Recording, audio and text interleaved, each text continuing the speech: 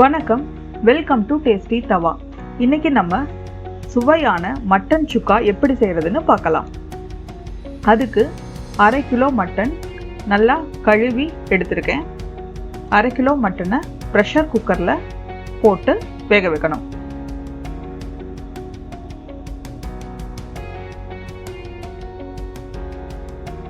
Mutton கூடவே மஞ்சத்தூள் 1/4 teaspoon, தேவையான அளவு உப்பு,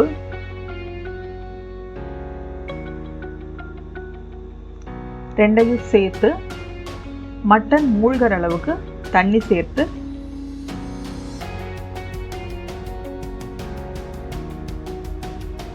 நல்லா மிக்ஸ் பண்ணி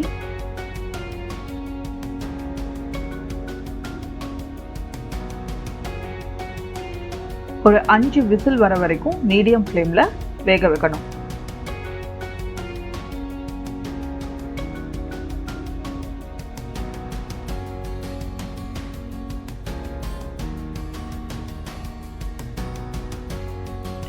அஞ்சு விசில் வந்ததுக்கு அப்புறமா ஸ்டீம் இறங்கினதுக்கு அப்புறம் மட்டன் நல்லா வெந்திருக்கு. இப்போ மட்டன் பீஸை மட்டும் தனியா பிரிச்சு எடுத்து வச்சுக்கலாம்.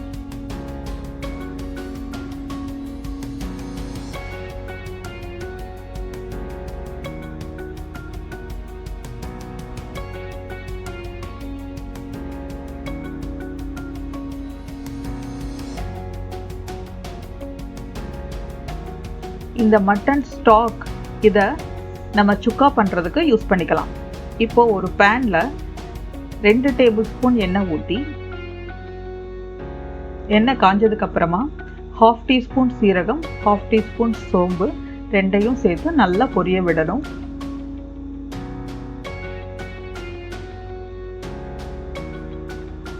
நல்லா பொரிஞ்சதுக்கு அப்புறமா 1 கப் சின்ன வெங்காயம் பொடியாக நறுக்குனது, ஒரு 20 நம்பர் இருக்கும், அதையும் சேர்த்து, அது கூடவே கருவேப்பிலை இலைகள் அதுவும் சேர்த்து, அது கூடவே 2 பச்சை மிளகாய் அதையும் சேர்த்து நல்லா வதக்கி விடணும். வெங்காயம் நல்லா சுருங்குற அளவுக்கு வதங்கணும். இப்போ வெங்காயம் நல்லா சுருங்கிடுச்சு. இந்த ஸ்டேஜில் 1/2 டீஸ்பூன் இஞ்சி பூண்டு பேஸ்ட்டை சேர்த்துக்கலாம். இஞ்சி பூண்டு பேஸ்டோட பச்சை வாசனை போகிற அளவுக்கு நல்லா மிக்ஸ் பண்ணி வதக்கி விடணும். இப்போ வெங்காயத்துக்கு மட்டும் தேவையான அளவு உப்பு சேர்த்துக்கலாம். இப்போ சில்லி பவுடர் 2 டீஸ்பூன், மிளகு பவுடர் 1 டீஸ்பூன், கரம் மசால் பவுடர் 1/2 டீஸ்பூன், 3ஐயும் சேர்த்து நல்லா மிக்ஸ் பண்ணிக்கலாம். ஃப்ளேம் மீடியம்லேயே வச்சுக்கோங்க.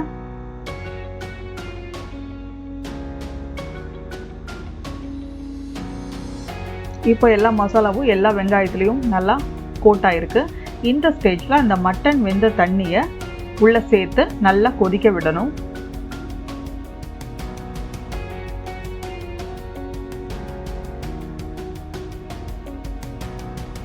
மூடி போட்டு நல்லா கொதிக்க விடணும்.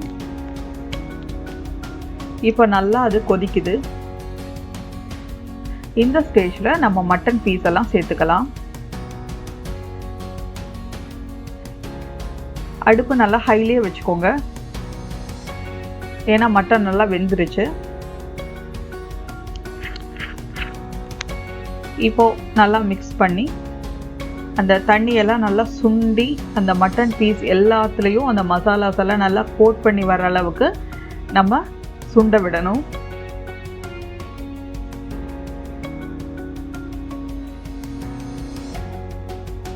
இப்போ தண்ணி நல்லா சுண்டி எல்லா மசாலாவும் எல்லா மட்டன் பீஸ்லையும் நமக்கு நல்லா கோட் ஆயிருக்கு. இந்த மாதிரி இருந்தால் தான் சுக்கா ரொம்ப டேஸ்ட்டாக இருக்கும். இப்போ ஃப்ரெஷ்ஷான கொத்தமல்லி தழை தூவி இறக்கிக்கலாம். நம்மளோட சுவையான மட்டன் சுக்கா தயாராகிடுச்சு.